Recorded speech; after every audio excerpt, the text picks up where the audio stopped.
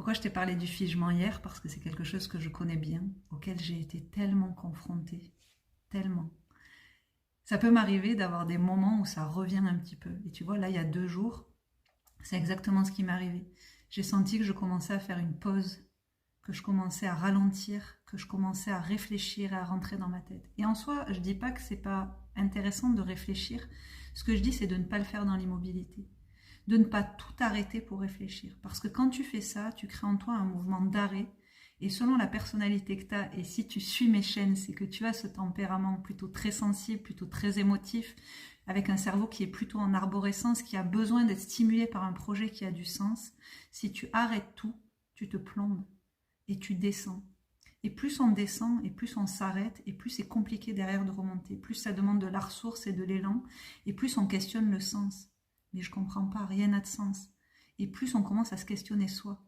Mais je suis nulle, tout ce que je fais, ça marche pas. Pourquoi j'y arrive pas? Pourquoi je comprends pas? Qu'est-ce qui est différent? Donc, quand je te dis passe à l'action, c'est pas forcément passe à l'action pour passer à l'action, c'est va courir, va marcher, réfléchis mais dans un mouvement. En fait, ton corps a besoin d'être dans un mouvement pour pouvoir reprendre le dessus et pouvoir ne pas sombrer et plus facilement après réenclencher quand tu es dans ton bon mouvement. Tu vois, moi quand ça m'est arrivé il y a 2 jours, je me suis posée, je me suis dit ok, qu'est-ce qui se passe? Qu'est-ce qui fait que je suis en train de descendre? Et je me suis rendu compte que ces 2 derniers jours, donc vendredi et samedi, parce que j'ai un projet en ce moment qui fait que du coup ça me focalise, j'ai arrêté ma routine matinale. Ma routine matinale, à moi, elle est simple, c'est je fais du sport et j'ai commencé depuis peu de temps une routine de yoga du visage que j'adore, elle est super intéressante, j'ai hâte de voir les résultats. Bref, en ce moment, le matin, ma routine, c'est sport, yoga du visage, boulot. Parce que c'est des choses qui me stimulent, c'est des choses qui me font du bien et c'est des choses qui sont vibrantes pour moi en ce moment dans les projets que j'ai. Et là, ces 2 derniers jours, en fait, je suis allée faire autre chose pour avancer.